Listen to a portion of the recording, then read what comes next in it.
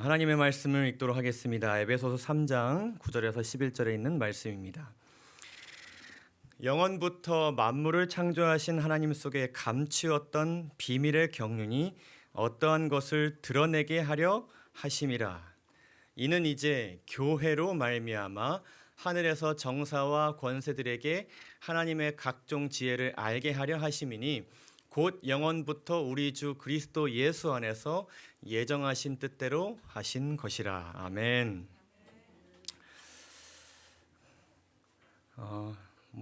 요즘은 아니고 한동안 좀 유행했던 어떤 게임이 있습니다. 일명 이제 밸런스 게임이라는 것인데, 아주 극단적인 두 상황을 두고 그냥 이렇게 하나를 골라보는 그런 게임입니다.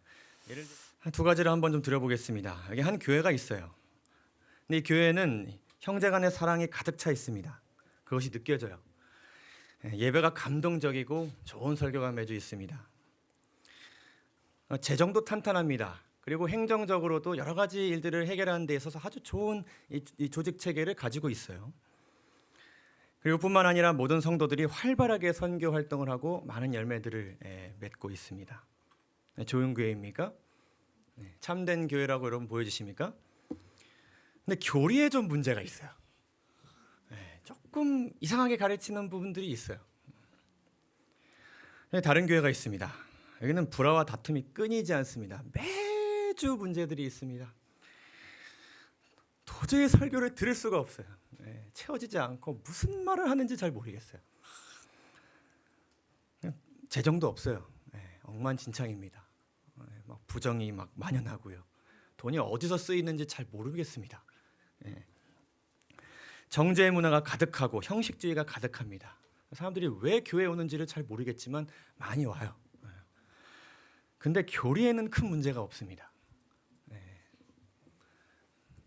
딜레마입니까? 이 교회와 관련된 이해와 이 교회를 이해하는 것이 얼마나 중요한가.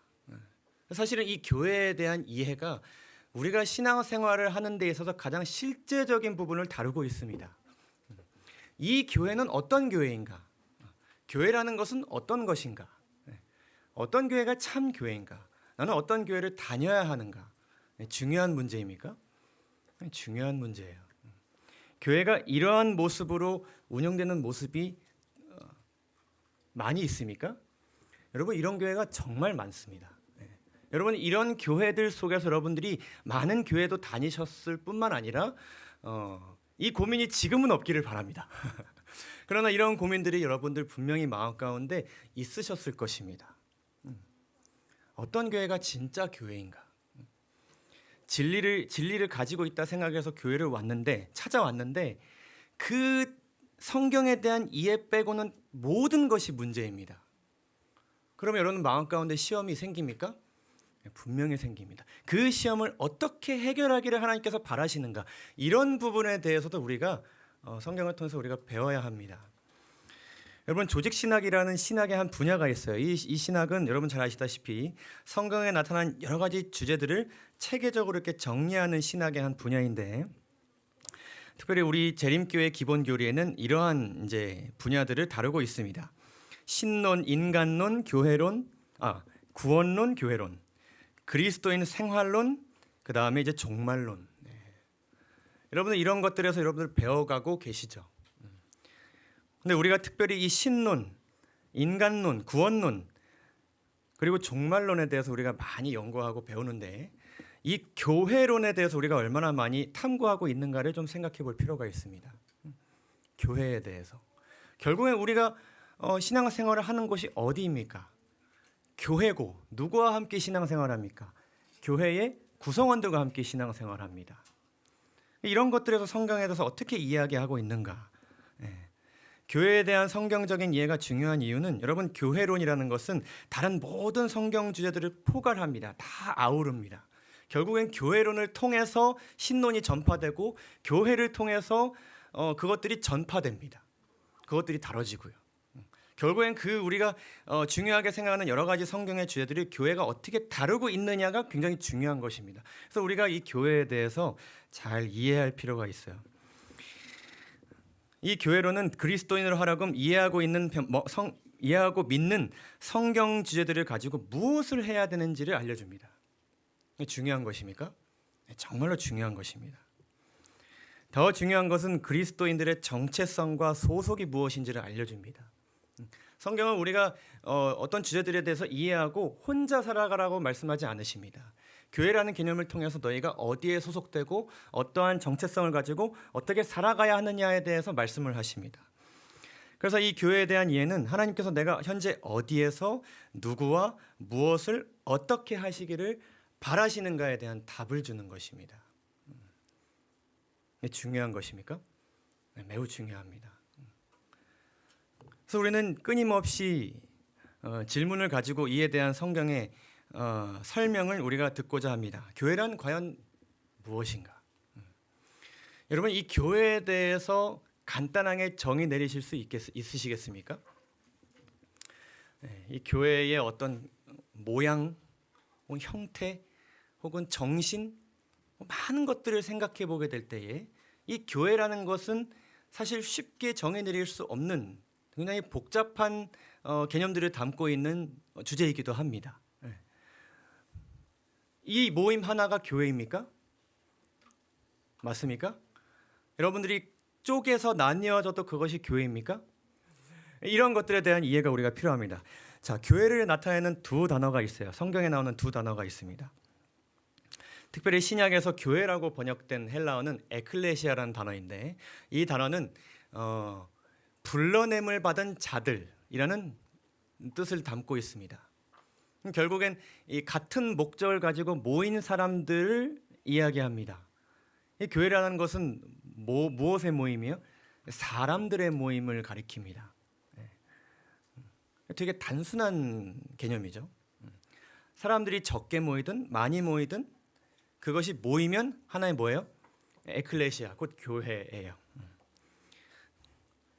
이 에클레시아라는 것은 이제 구약 성경에서 히브리어 카할을 번역한 것인데, 신명기서에 이런 말씀이 있습니다. 여호와께서 두 돌판을 내게 주셨나니 그 판의 글은 하나님이 친수로 기록한 것이요 너희 어떤 날에 총회, 다른 말로 회중을 뜻합니다. 한 가지 목적을 가지고 뭔가 같은 것을 하기 위해서 모인 사람들을 지칭하는 단어인 것이죠. 이것만 보시면 여러분들 교회란 이런 것이구나 딱 잡히시나요? 아직은 좀 부족합니다. 교회에 대해서 신약에서 조금 더 구체적으로 이야기하는 것들이 있습니다. 신약에서 교회라는 용어가 사용된 예들. 첫째로는 예배를 위해 한 장소에 모인 신자들을 교회라고 말합니다.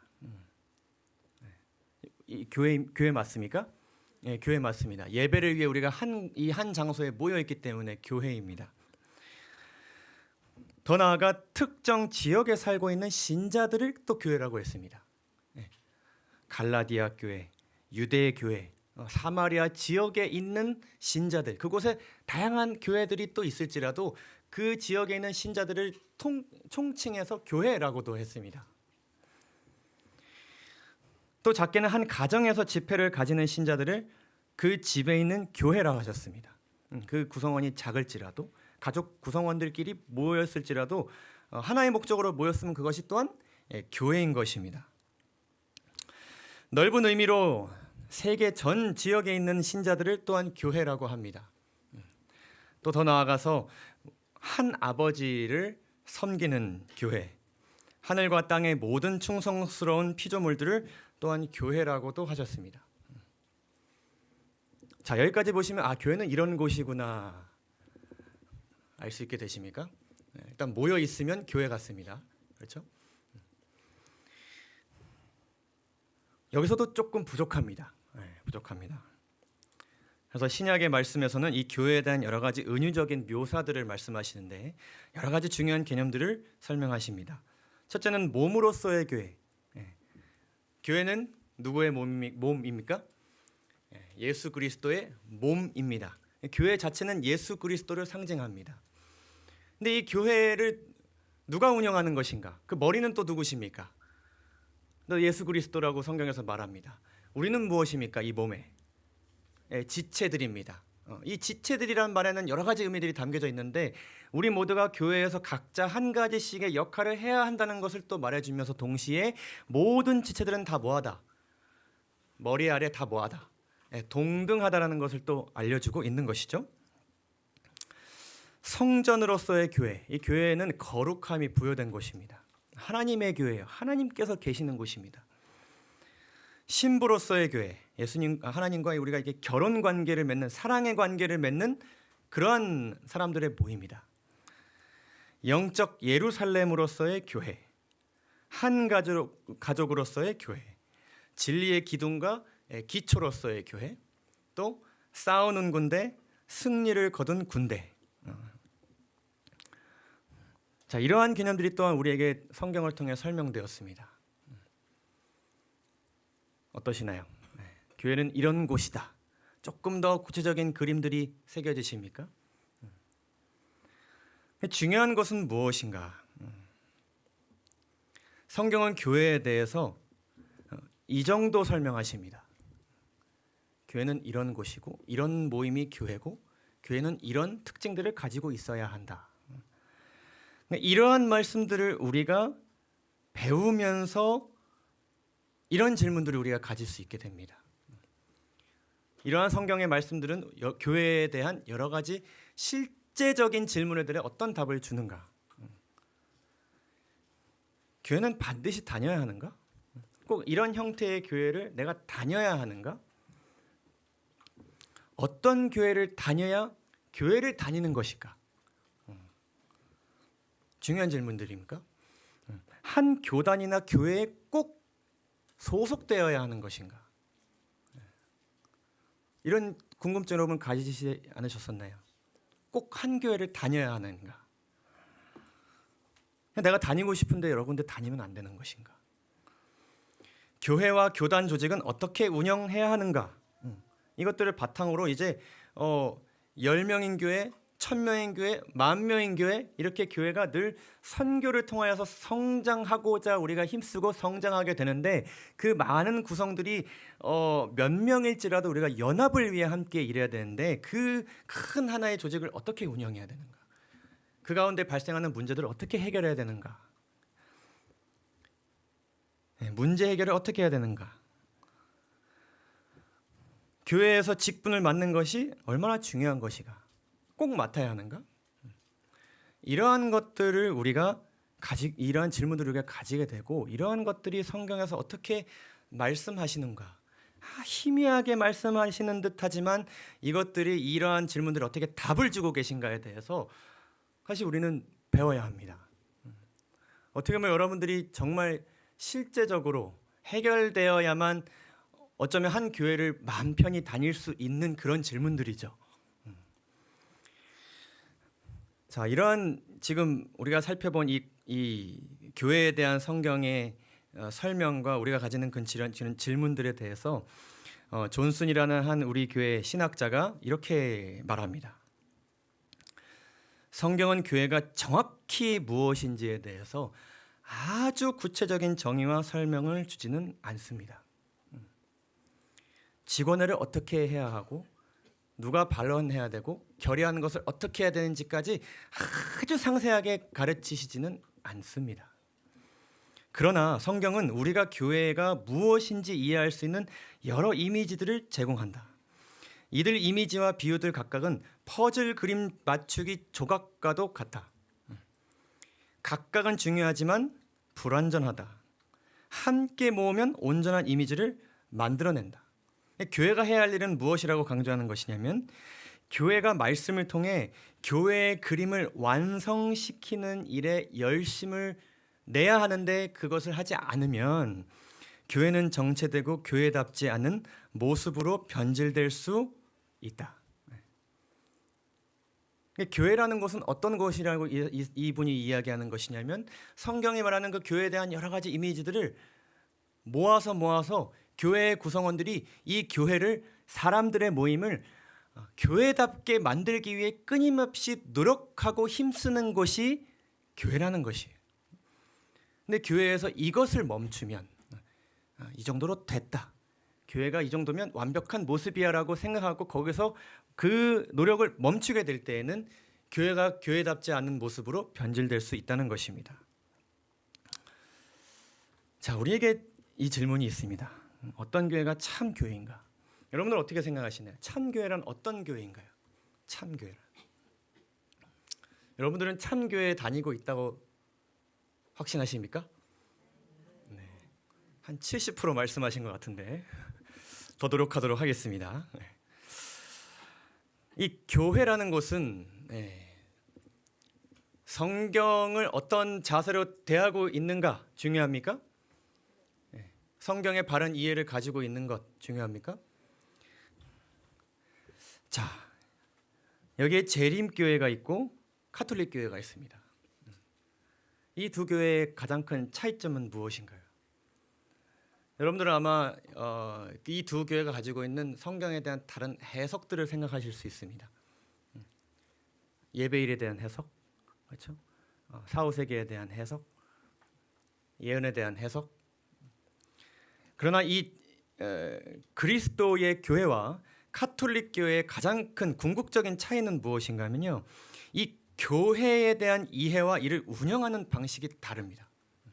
이것이 다르기 때문에 교리가 다른 것이고, 이것이 다르기 때문에 성경을 대하는 태도가 다른 것이고, 교회의 여러 가지 문제들을 대하는 그들의 자세와 결정을 내리는 방식 자체가 달라지게 되는 것입니다. 제가 이 교회의 특성에 대해서 이제 이야기하게 될 때 이 카톨릭 교회와의 비교는 정말 중요합니다.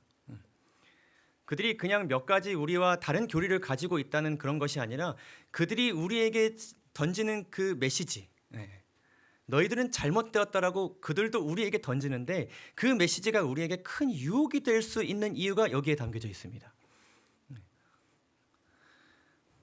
자, 마태복음 20장에 이런 일이 있습니다. 그때 세베대의 아들의 어미가 그 아들들을 데리고 예수께에 와서 절하며 무엇을 구합니다. 이 스승에게, 선생님에게 이 어머니가 찾아와서 자신들의 그 아들들에 대한 이야기를 하는 것입니다. 우리 요즘 열정적인 어머님들이 교무실에 찾아와서 선생님에게 한마디 하는 것입니다. 담임 선생님에게. 예수께서 가라사대 무엇을 원하느냐? 가로되 이 나의 두 아들을 주의 나라에서 하나는 주의 우편에 하나는 주의 좌편에 앉게 어떻게 하소서? 명하소서. 내 아들 어디 자리에 앉히라, 반장 자리에 앉히라, 이렇게 명하소서라고 명령하라고 지금 어머니가 누구에게 명령하는 것이에요? 예수님께 명령하는 것이에요. 이게 이 말 자체가 명령형입니다. 이제 예수님께서 그분께서 통치하시는 하나의 왕국을 건설하시게 될 텐데 이 왕국을 운영하는 데 있어서 특정 누군가가 다른 사람들보다 더 많은 권한과 더 높은 권위를 가지고 영향력을 행사하고자 하도록 어머니가 힘을 쓴 것입니다. 요즘 우리가 이제 많이 다루는 어떤 입시 비리와도 우리가 관련되어서 생각해 볼 수 있습니다. 그랬을 때 예수님께서 이 제자들에게 뭐라고 말씀하시냐면요, 예수님께서 제자들을 소집하시며 다 너희 일로 와봐봐. 이런 문제가 지금 처음 있는 것이 아니기 때문에 예수님께서 다 부르셨습니다. 그리고는 말씀하시기를, 잘 보시기 바랍니다. 이방인의 집권자들이 저희를 임의로 주관하고 그 대인들이 저희에게 권세를 부리는 줄 너희가 알거니와 너희 중에는 그렇지 아니하니 너희 중에 누구든지 크고자 하는 자는 너희를 섬기는 자가 되고 너희 중에 누구든지 으뜸이 되고자 하는 자는 너희 종이 되어야 하리라 말씀하셨습니다. 이 말씀을 통해서 제자들 사이에 이 문제가 해결되었을까요? 해결되지 않았습니다. 예수님께서 십자가에 달려 돌아가시기 직전까지 이들은 이 문제를 가지고 싸웠습니다. 저희 사이에 그중 누가 크냐는 다툼이 났는데 어떻게 났다고요? 또 난지라. 또 난지라. 제가 자주 다루는 말씀인데요. 또 난 것입니다. 그때 예수님께서 다시 한번 말씀하십니다. 예수께서 이르시되 이방인의 임금들은 저희를 주관하며 그 집권자들은 은인이라 칭함을 받으나 주관하는 것으로 칭송을 받으나 인기를 얻고 더 많은 권한과 권위를 얻게 되지만 누구는 그렇지 않다고요? 너희는 그렇지 아니하니 너희는 그렇지 않을지니 너희 중에 큰 자는 젊은 자와 같고 다스리는 자는 섬기는 자와 같을지니라.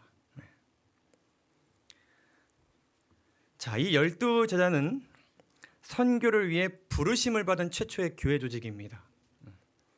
에클레시아였습니다. 불러냄을 받은 자들이었습니다. 그래서 이들 위해 예수님께서 교회를 세우신다 하셨습니다. 너는 베드로, 페트로스, 작은 돌들이 있는데 내가 이 반석 곧 페트라 위에 내 교회를 세울 것이다. 이 말씀에 대해서 시대소망은 이렇게 설명합니다. 베드로는 교회의 터가 세워진 반석은 아니었다. 교회는 음부의 권세가 이길 수 없는 그리스도 위에 세워진 것이다. 예수님께서 이 구성원들을 데리고 예수님을 믿는 믿음과 예수 그리스도 위에 교회를 세운 것인데 하나의 이 조직체로 만드신 것인데 예수님께서 너희는 그렇지 않을지니라고 말씀하신 것은 무엇을 의미하냐면 이 12제자가 하나의 교회이자 조직으로서 예수님께서 주신 대사명을 따라서 함께 연합하여 여러 가지 일들을 진행해야 되는데 중요한 원칙이 무엇인가 하면은 위아래가 구분되지 않고 서로 동등한 지체로서 모두 상호 서로에게 낮은 자가 되어서 움직여야 된다는 것입니다. 그런데 그렇지 않은 모습을 보이는 교회는 누구와 같다고 예수님께서 말씀하시는 거냐면 권세자들이 세상 조직을 운영하는 모습과 동일하다고 예수님께서 말씀하신 것입니다. 너 세상 지금 대통령이 왕이 어떻게 이 세상을 주관하는 거 너 잘 알지? 너가 똑같이 하는 거야. 이것을 동일시하는 것입니다. 우리는 그렇게 하는 것이 아니야. 우리는 그렇게 교회를 운영하지 않아.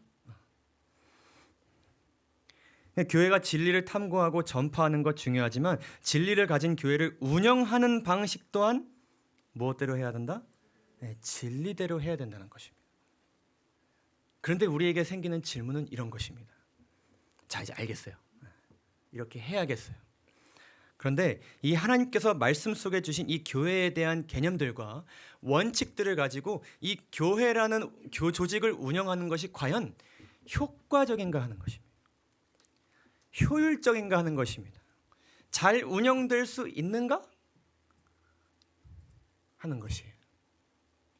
이 원칙을 가지고 교회를 우리가 잘 운영할 수 있을까?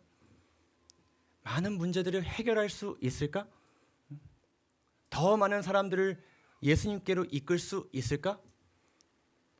연합할 수 있을까? 하는 것입니다. 여러분, 교회와 교단을 운영하는 데 있어서 가장 중요한 원칙이 되는 것은 이 말씀입니다. 고린도전서 14장 40절에 있는 말씀이에요. 모든 것을 적당하게 하고 어떻게 하라? 질서 있게 하라. 이 교회는 그냥 막 하고 싶은 대로 이것저것 그냥 해서 하는 것이 아니라 함께 하나의 몸으로서 움직여야 되는 것입니다. 질서 있게 움직여야 돼요. 이 사람 저 얘기하고 이 사람 저 얘기하고 막 중구난방으로 그냥 서로의 개성이 다 존중되고 막 불화가 끊이지 않고 이렇게 교회가 계속 흘러가는 것이 아니라 질서 있게 통일된 모습으로 가야 되는 것이에요. 어떠한 원칙을 가지고? 아까 우리가 살펴본 그 교회에 대한 원칙을 가지고 교회를 질서 있게 운영해야 되는 것입니다. 그것이 교회의 지도자들이 가지고 있는 고민이에요. 자, 이 예수님의 방식으로 10만 명의 교회 조직을 운영한다면 여러분 어떠실 것 같으십니까? 여러분들이 교회 지도자라고 한번 생각해 보시죠. 이 원칙과 이 개념을 가지고 10만 명의 조직을 운영하는 것입니다. 대부분의 구성원들이 이런 사람들입니다. 이들과 우리가 이 본성이 다릅니까? 크게 다르지 않습니다. 여러분들, 이 문제가 끊임없이 지속되었을 때 예수님께서 우리는 그렇게 살지 않아. 이렇게 살아가는 거야 라고 말씀하시고 하늘로 가버리셨습니다.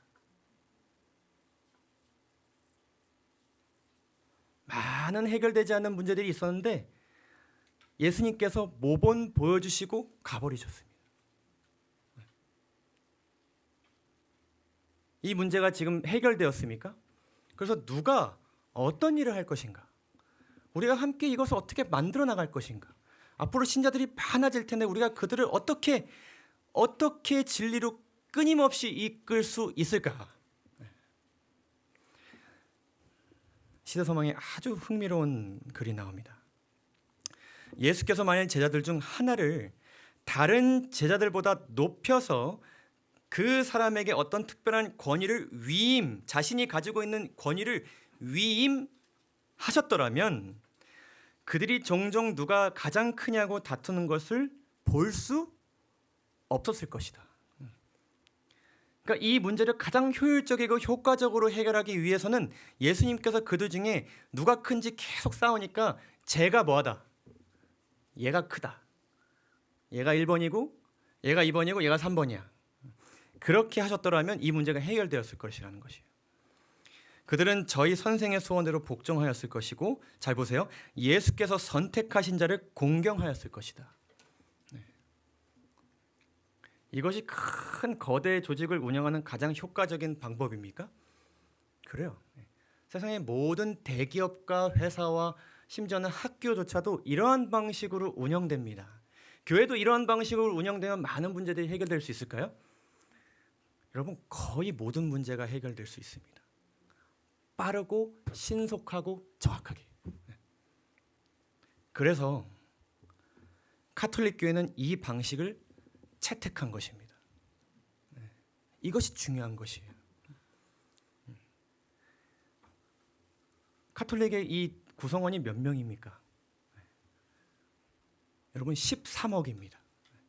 13억의 구성원을 불화와 문제들을 해결하고 질서 있게 운영해야 되는 것이에요. 그랬을 때 이 카톨릭 교회는 아주 탁월한 세상의 방식을 채택하게 됩니다.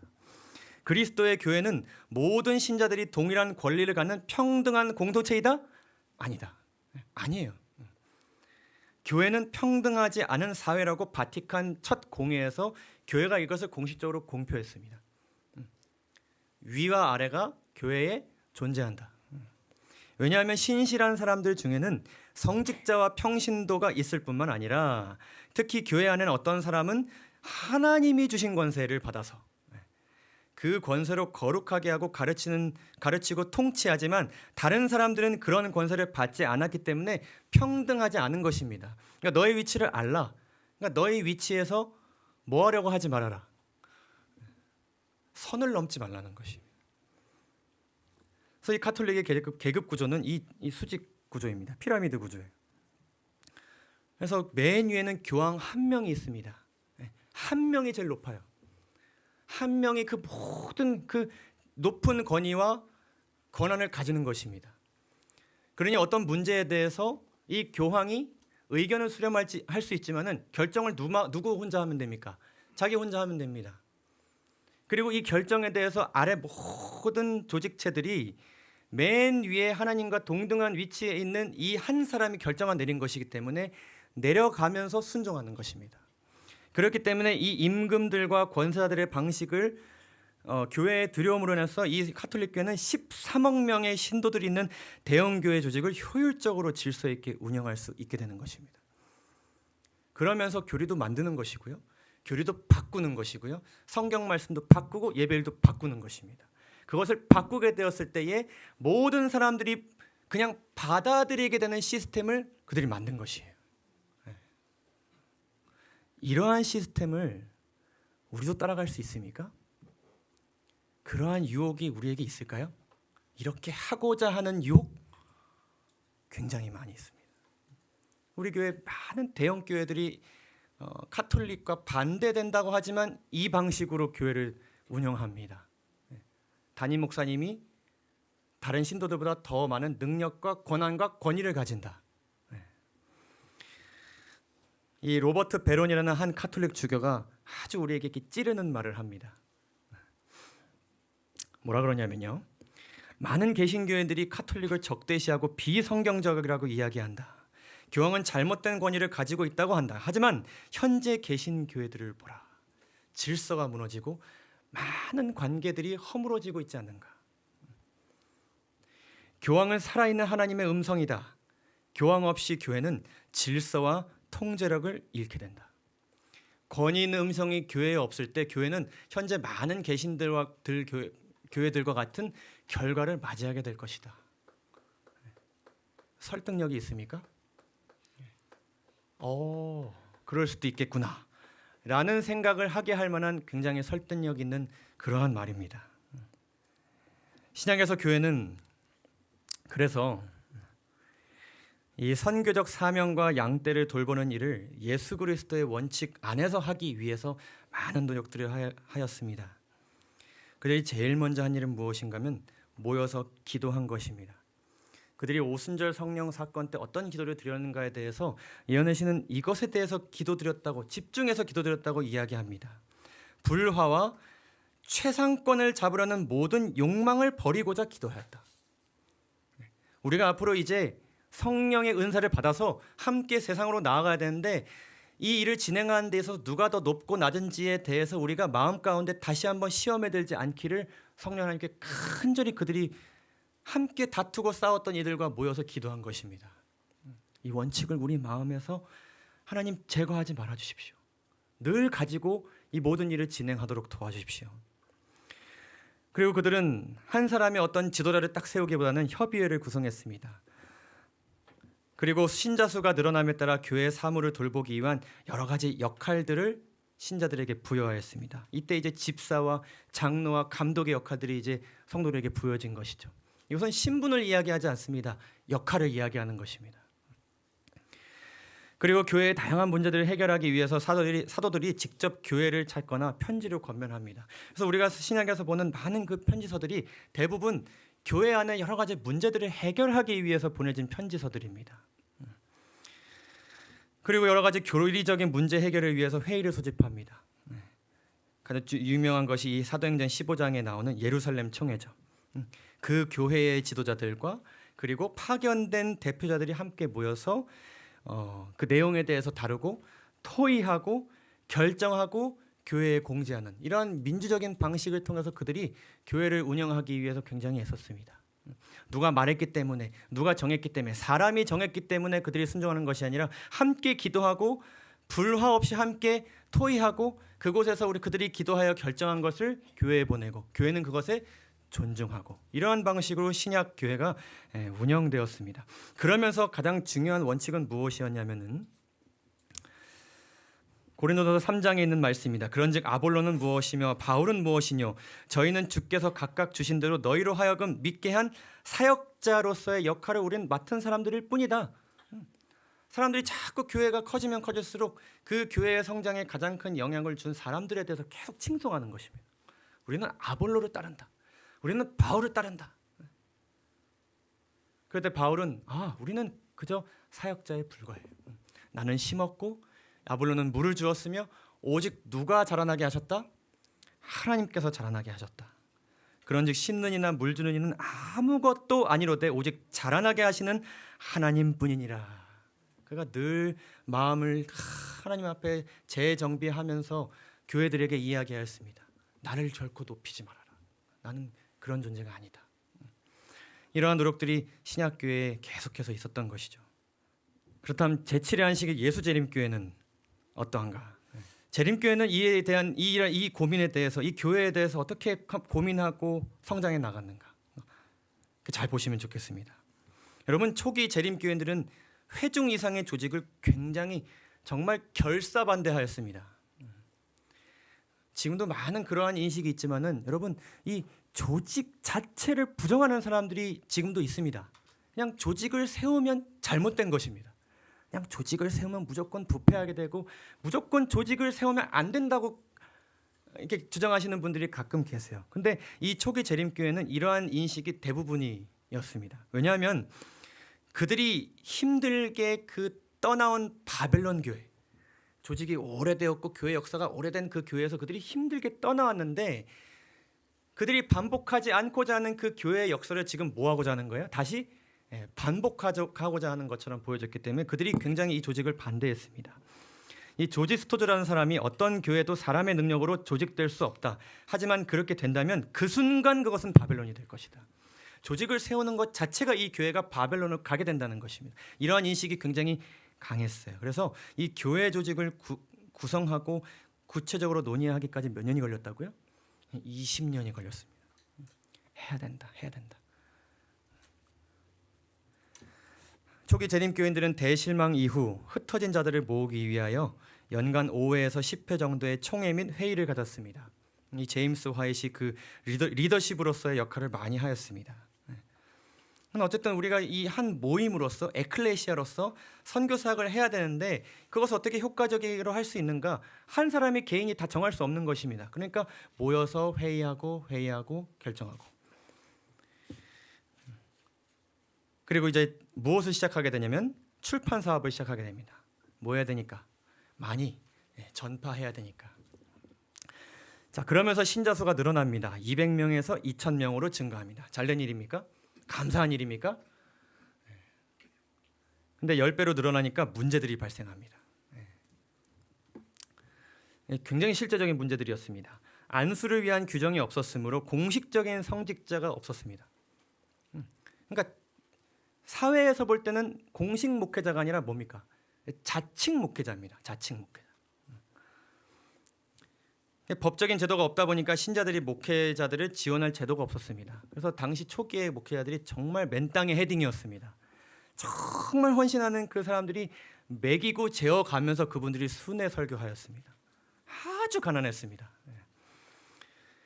그리고 목사들이 재산을 가지고 있어도 그것을 지킬 수 있는, 그리고 교회의 재산을 지킬 수 있는 법적 안전장치가 없었고, 안전장치가 없기 때문에 결국 누가 맡게 되는 거냐면 특정 몇몇 사람이 이 재정을 다 조달하고 관리하는 것입니다.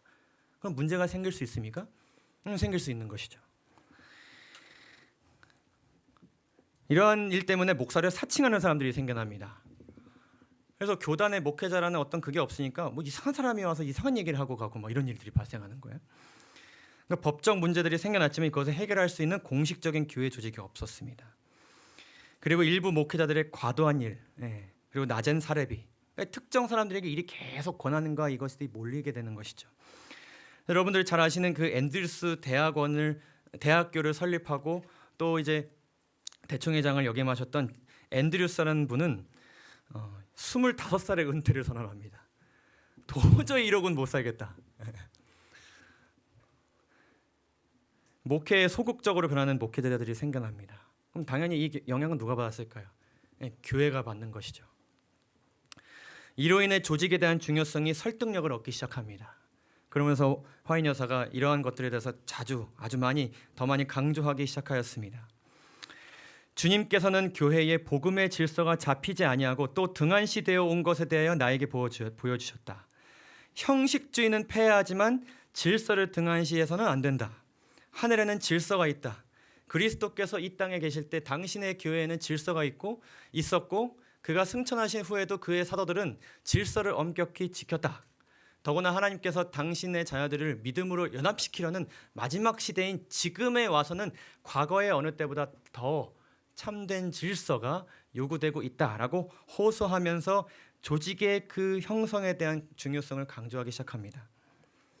그러면서 이제 총회들이 이제 생기게 되었고 좀 더 큰 형태의 회의들이 생기게 되었고 교회의 정체성에 담긴 지금의 이 이름 제7일 안식일 예수 재림교회라는 이름이 채택되게 됩니다.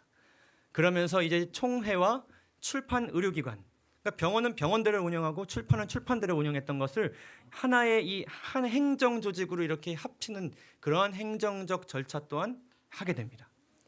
그러니까 이 교회와 출판사가 그냥 모양새만 교회가 운영하는 것이 아니라 법적으로 함께 운영하는 것으로 이제 발전되게 되는 것이죠. 그러나 그 가운데서는 여전히 이 조직 형성에 대한 여러 두려움들과 고민들이 있게 됩니다. 그거에 대해서 이 지도자들이 끊임없이 권면하고 또한 설득합니다.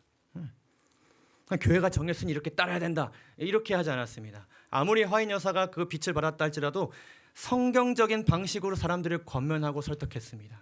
우리가 이렇게 해야 된다. 하나님께서 이러한 빛을 우리에게 주셨다. 우리는 이러한 제안들이 모든 사람의 마음을 만족하게 하지 못할 것을 알고 있다. 주의를 많이 하는 형제들, 걱정이 많은 형제들, 굉장히 아주 조심하는 형제들에게는 그들은 겁을 먹고 이것이 지나친 행동이라고 이야기할 것이라는 것이에요. 그리고 반대로 굉장히 조급한 형제들은 이 일이 무너지는 바벨론과 같다면서 벌써 막 걱정이 많아져 갖고 막 울기 시작할 것이라고 했어요. 그러나 우리는 시스템이 부족하고 뭐라고요? 무엇에 반하지 아니하면 성경에 반하지 않는다면 건전한 감각으로 승인한 이 조직에 대해 두려워해서는 안 된다. 질서의 부족은 곳곳에서 느껴진다. 이렇게 호소했습니다.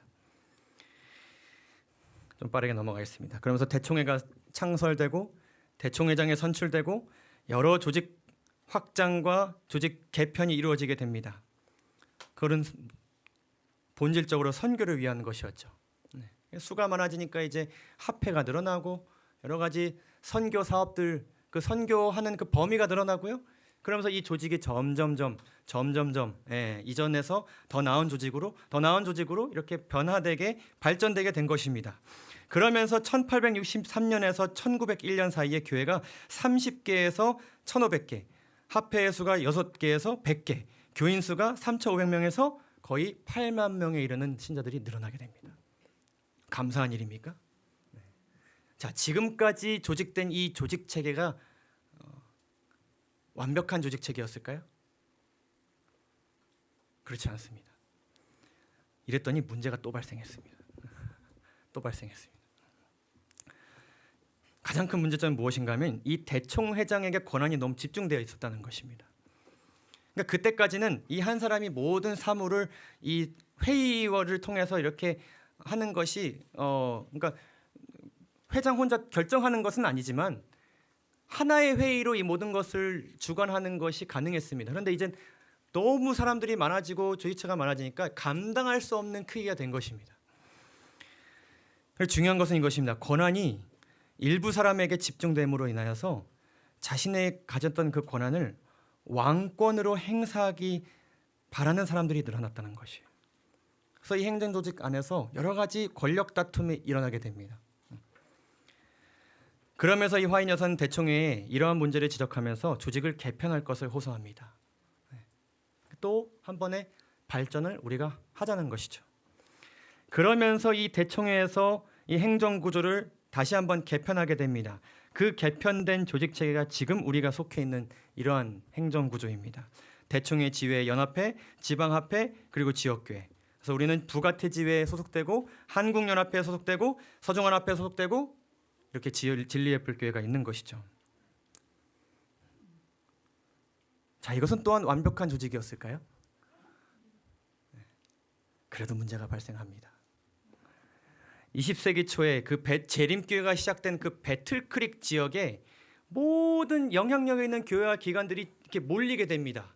그곳에서 재림신앙이 처음 퍼져나기 시작했기 때문에 사람들이 그곳을 통해서 세상으로 퍼져 나가야 되는데 사람들이 반대로 어떻게 하는 거예요?